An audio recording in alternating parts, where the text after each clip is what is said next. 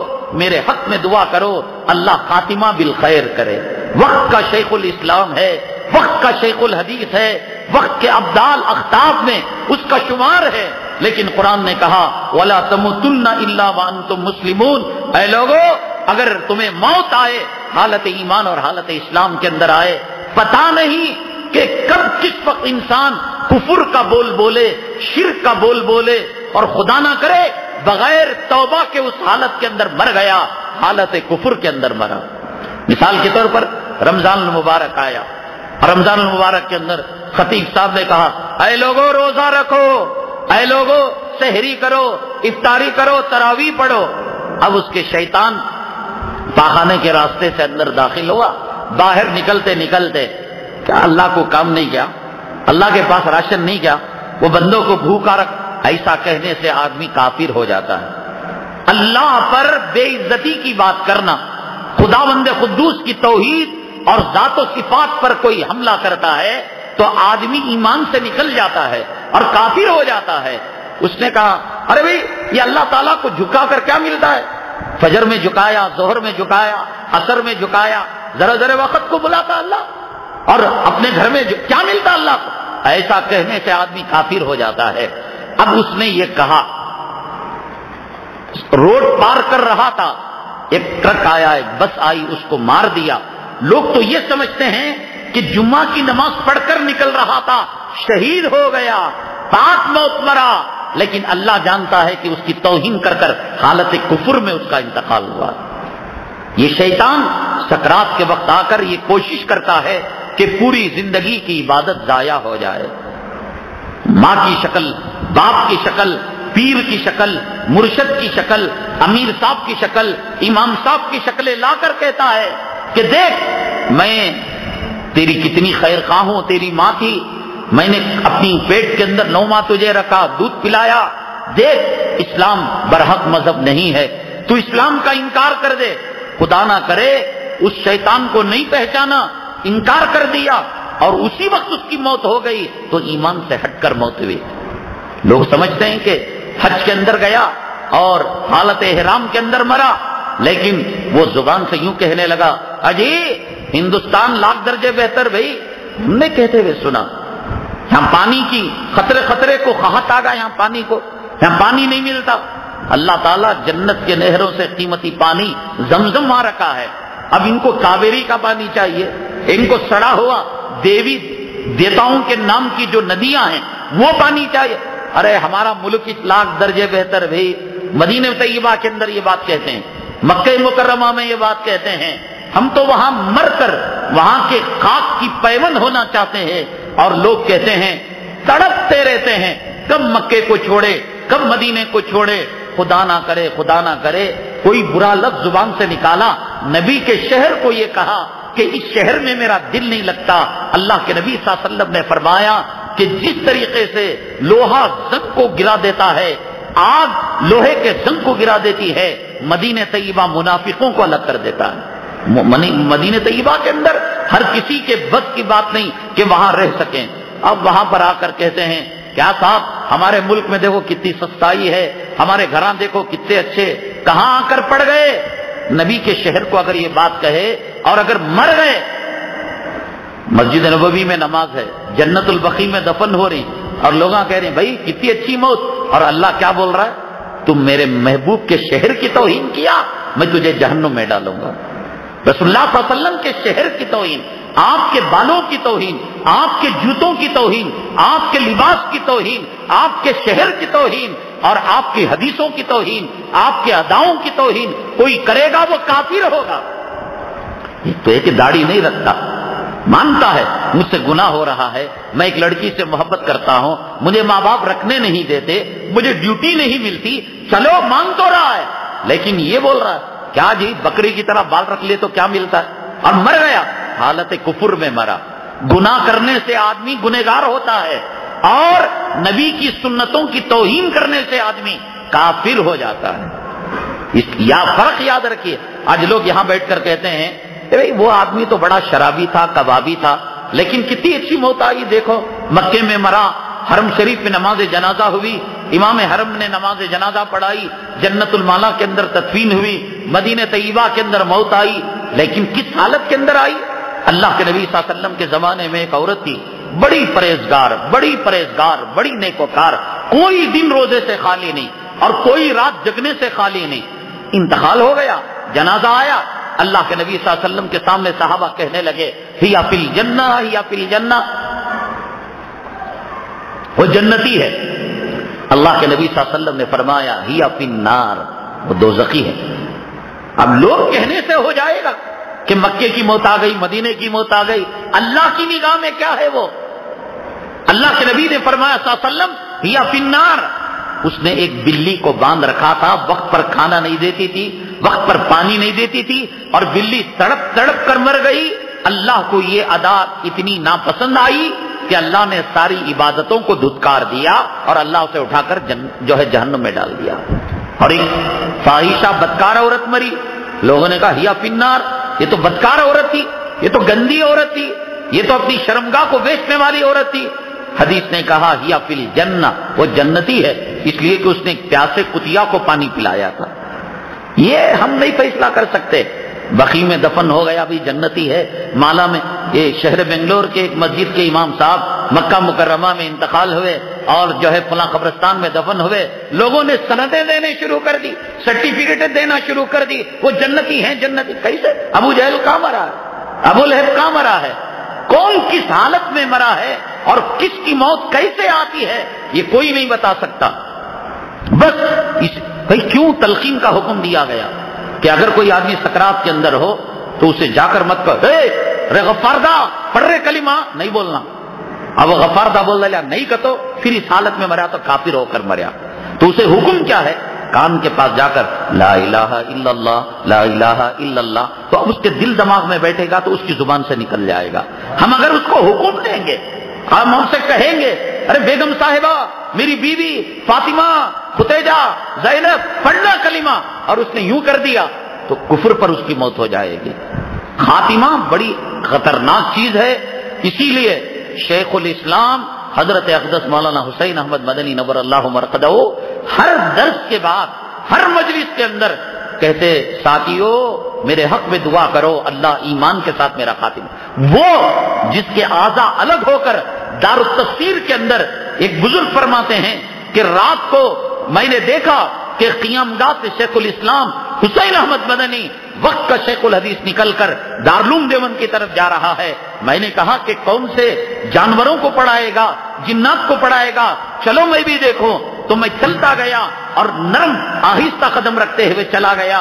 دیکھا وہ دارالتفسیر کے اندر گیا، اس کے جسم کے ٹکڑے ہو گئے، ہاتھ ادھر ہے، ایک ہاتھ ادھر ہے، ایک پیر ادھر ہے، ایک پیر ادھر ہے، اور جسم کے ہر ٹکڑے سے لا الہ الا اللہ کی ضربیں نکل رہی. اور یہ کہتا ہے کہ ساتھیوں میرے حق میں دعا کرو کہ اللہ ایمان کے ساتھ میرا خاتمہ. ہم کو کتنا ڈرنا چاہیے بھائی. ربنا لا تزغ قلوبنا بعد اذ ہدیتنا وہب لنا من لدنک رحمہ. اس دعا کو ہمیشہ پڑھا کرے. اے اللہ ہم نے ہدایت مانگی نہیں تھی، تو نے ماں پیٹ سے ہمیں مسلمان بنایا. اے رب کریم تیری شان رحیمی، شان کریمی کا واسطہ کہ کلمے کی موت دے دے، ایمان کی موت دے دے مولا، اسلام کی موت دے دے. یہ مانگنا چاہیے.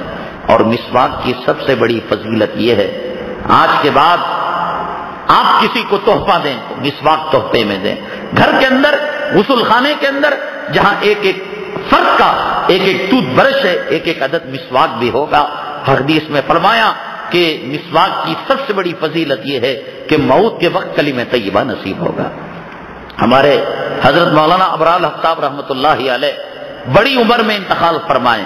ایک دانت کو کیڑ بھی نہیں لگا اور ایک دانت کے لیے کسی ڈینٹسٹ کے پاس پوری زندگی نہیں گئے. ان کا ایمان تھا اور نبی کی سنتوں پر ان کا یقین تھا. ایسے کٹ کٹ کٹ کٹ بجا کر کہتے ساتھیو بچوں، ابھی تم چھوٹے چھوٹے بچے، دانت میں کیڑا لگ گیا، دانت جھڑ رہا ہے، دانت کمزور ہو گیا، تمہارا حدیث پر ایمان نہیں. دیکھو آج تک میں نے کسی ڈاکٹر کے پاس، ڈینٹسٹ کے پاس نہیں گیا. اور مسواک دکھا کر کہتے یہ دوستو یہ صرف نبی کی سنت کی برکت ہے. اس سے یقین کے ساتھ آپ دانتوں کا استعمال کریں گے، دانتوں پر انشاءاللہ. بہرحال اور رسول کریم صلی اللہ علیہ وسلم کے اخلاق، عادات اور قلب کی صفائی سے متعلق امور ہیں، انشاءاللہ ہم اگلی جمعہ عرض کریں گے، اگلے جمعرات کو۔ خرے کی چٹھی چلانے والا کا ایک چٹھی کا پیسہ، کیا اس کو ایک چٹھی کا پیسہ دینا جائز ہے؟ بھائی جو آدمی خرے کی چٹھی جو چلاتے ہیں وہ جائز ہے۔ جیسے 5 آدمی ہیں، 100 روپے ڈالے تو 500 بنے، 1000 ڈالے 5000 بنے، کمی بیشی کے بغیر جس کے نام قرہ نکلتا ہے اس کو دے دینا جائز ہے۔ لیکن یہاں یہ ہوتا ہے کہ ایک قرے کی چیٹی یا تو وہ پہلے لیتا ہے یا اتنا پیسہ وہ اصول کر کر اپنے لیے فری لیتا ہے، اس کو جائز ہے، اس لیے کہ مستقل ایک محنت کا کام ہے۔ 10 آدمی 20 آدمی ممبر ہیں، جا کر ان سے پیسہ لینا، کوئی صبح میں گئے تو بولتا شام میں آؤ، کوئی شام میں گئے بولا کل آؤ، کل گئے بولے پرسوں آئے، فون کی کرنسی لگتی ہے، گاڑی کا پیٹرول لگتا ہے، اور لوگوں سے پیسہ وصول کرنا، گالیاں سننا، اس لیے وہ اپنی محنت کے معاوضے کے طور پر اگر ایک چٹھی فری لیتا ہے یا چٹھی پہلی لیتا ہے، یہ دونوں شکلیں اس کے لیے جائز ہیں۔ کہ عورتیں درگاہ کو، عورتیں تو کیا مرد بھی جو ہے جہاں پر بدعت کا کام ہوتا ہے نہیں جا سکتے، البتہ قبروں کی زیارت کے لیے جا سکتے ہیں۔ عورت صرف قبرستان کی سرحد تک جو اس کی دیوار ہے وہاں اپنے محرم مرد کے ساتھ جا کر، اگر اس کے گھرانے کا کوئی فرد دادا نانا یا اس کا باپ مرا ہو تو خامین کے ساتھ یا بیٹے کے ساتھ جا کر وہ وہاں پر زیارت کر سکتی ہے۔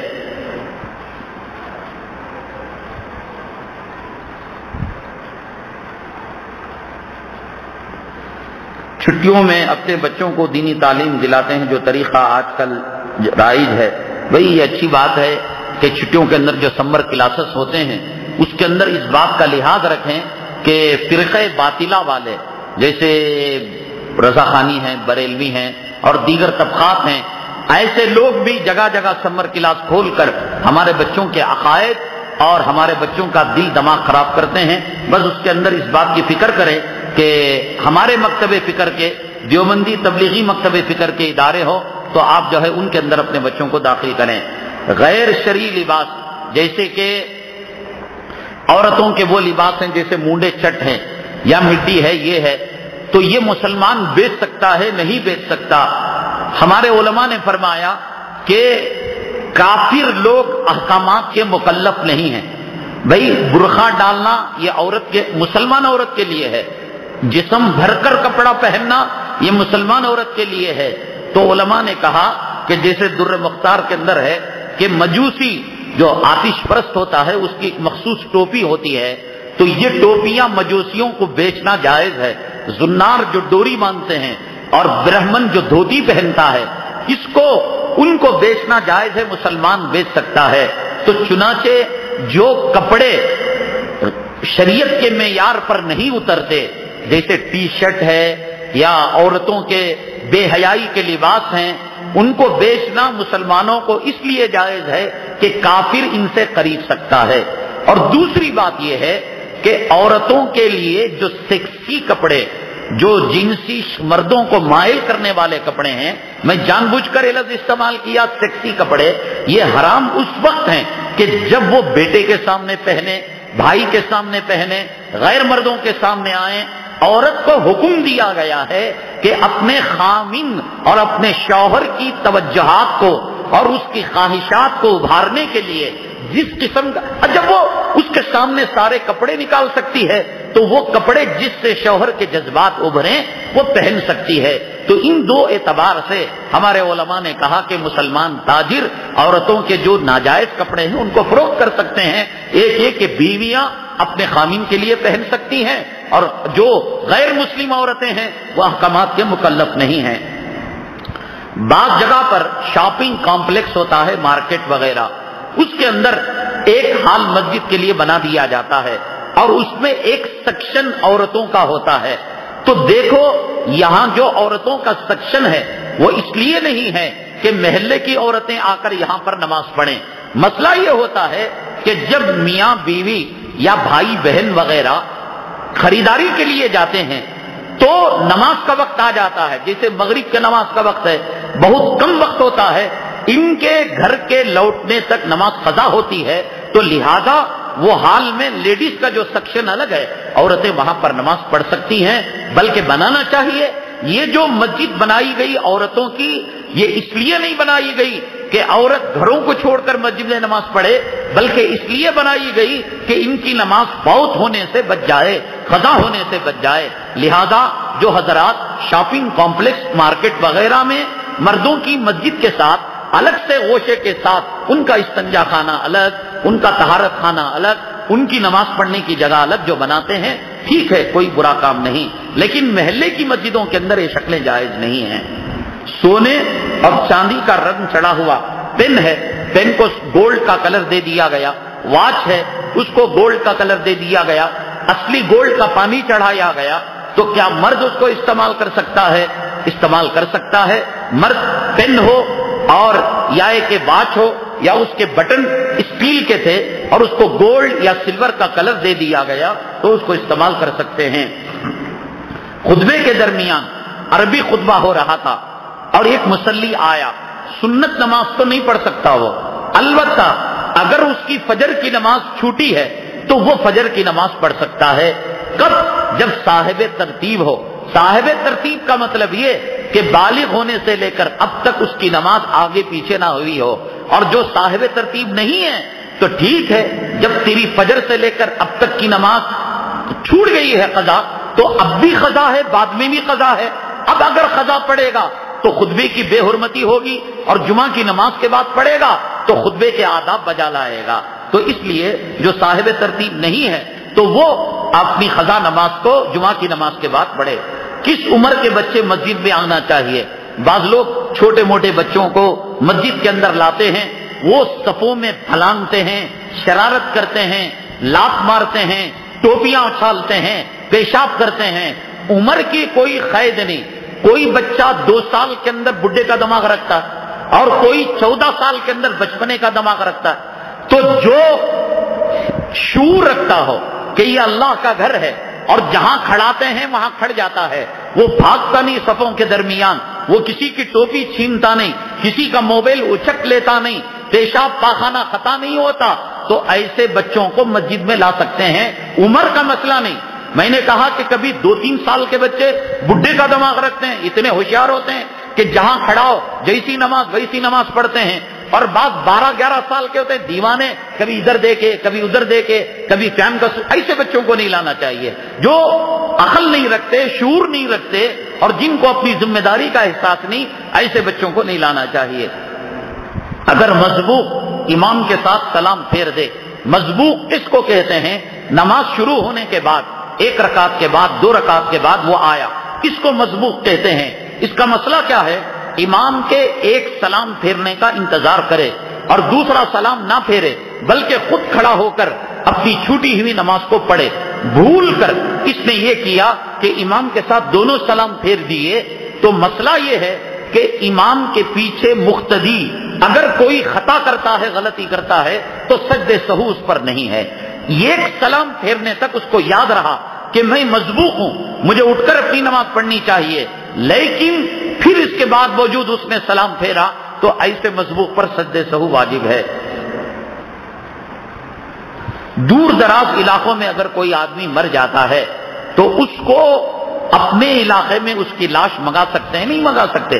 جیسے دبئی میں مر گیا، قطر میں مر گیا، مدراس میں مر گیا، بامبئی میں مر گیا۔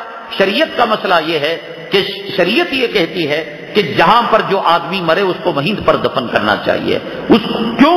ایک تو یہ کہ حدیث پاک میں آیا تمہارے موتا کی تدفین میں تم تاخیر نہ کرو۔ اب اگر تم بمبئی سے منگاؤ گے ہوائی جہاز، پھر ہوائی جہاز کا تابوت، اور تابوت کے اندر ایسی زہریلی گیس ہوتی ہے کہ خود وہ تابوت بنانے والے کہتے ہیں کہ جب تم اپنے گھر میں لے جاؤ گے تو 2-2.5 گھنٹے اس گیس کو اوپن کرنے کے بعد قریب نہیں جا سکتے۔ اب ظاہر سی بات ہے، حدیث میں آتا ہے ایک موتا پر مکھی اگر بیٹھتی ہے، ایک احد کا پہاڑ اس کے اوپر بوجھ آتا ہے، اس زہریلی گیس کے اندر اس مردے کو رکھنا یہ کون سی شرافت کی بات ہے؟ ارے بھائی کل انشاءاللہ وَإِنَّا إِنشَاءَاللَّهُ بِكُمْ لَلَاحِقُونَ، ہم کو کوسا اس دنیا میں رہنا ہے۔ ماں ہے بیٹا کل ماں سے ملے گا، باپ ہے تو ملے گے، خامن ہے تو بیوی سے ملے گا، بیوی خامن سے ملے گی۔ اس لیے حضرت مولانا مفتی محمود الحسن صاحب صدر مفتی دارالعلوم ساؤتھ افریقہ میں انتقال ہوا اور ان کی تدفین جو ہے وہیں پر کی گئی، یہی سنت ہے۔ ایک آدمی سفر میں جا رہا تھا. اب یہاں سے ہم لوگ نکلے کہ بمبئی جانے کے لیے، مدراس جانے کے لیے، مسافر ہو گئے. لیکن جس کام کے لیے جا رہے تھے وہاں سے انہوں نے فون کر دیا کہ اب آپ کے آنے کی ضرورت نہیں، آپ کے بغیر کام ہو گیا. درمیان میں آپ نے اپنا ارادہ ملتوی کر لیا، تو اب جو نماز پڑھیں گے وہ قصر پڑھیں گے یا پوری پڑھیں گے؟ مسافر تو قصر کرے گا. تو اس کا مسئلہ یہ ہے، ٹاؤن لمٹ میں ہیں، بنگلور میں ہیں، آپ شہر میں ہیں، تو آپ اپنی نماز پوری پڑھیں گے. اور اگر 77.5 کلومیٹر سے آگے بڑھ چکے تھے آپ، تب پتا چلا کہ آپ کو آنے کی ضرورت نہیں اور اس وقت آپ نماز پڑھ رہے ہیں، یعنی قصر کی لمٹ میں پہنچ چکے ہیں، تب آپ قصر نماز پڑھیں گے. اور قصر کی لمٹ میں نہیں ہیں تو آپ اپنی نماز کو مکمل پڑھیں گے. بعض لوگ لینس دیدے کے اندر ڈالتے ہیں، لینس ڈالتے ہیں، تو وضو میں، غسل میں کیا وہاں پانی پہنچانا ضروری ہے؟ کسی نے پوچھا ہے. کہا کہ یہ جو آنکھ ہے یہ انسان کے جسم کا باطنی حصہ ہے، اس میں پانی پہنچانا ضروری نہیں ہے. جیسے غسل کے اندر منہ میں کلی کرتے ہیں، ناک میں پانی ڈالتے ہیں، تو کسی نے نہیں لکھا کہ آنکھ میں پانی ڈالو، تو لہذا لینس تک پانی پہنچنا کوئی ضروری نہیں ہے. اور ایک مسئلہ پوچھا ہے کہ دسترخوان لگ گیا، ایک طرف سے کھانا بچھانا شروع کیا، روٹی بھی آ گئی، سالن بھی آ گیا، بریانی بھی آ گئی، دالچا بھی آ گیا. بعض لوگ کہتے ہیں کہ کھانے کو جو ہے انتظار میں نہیں رکھنا چاہیے، چلو بسم اللہ، وہاں سے بیٹنگ شروع کر دی. یہ شریعت کے آداب کے خلاف ہے.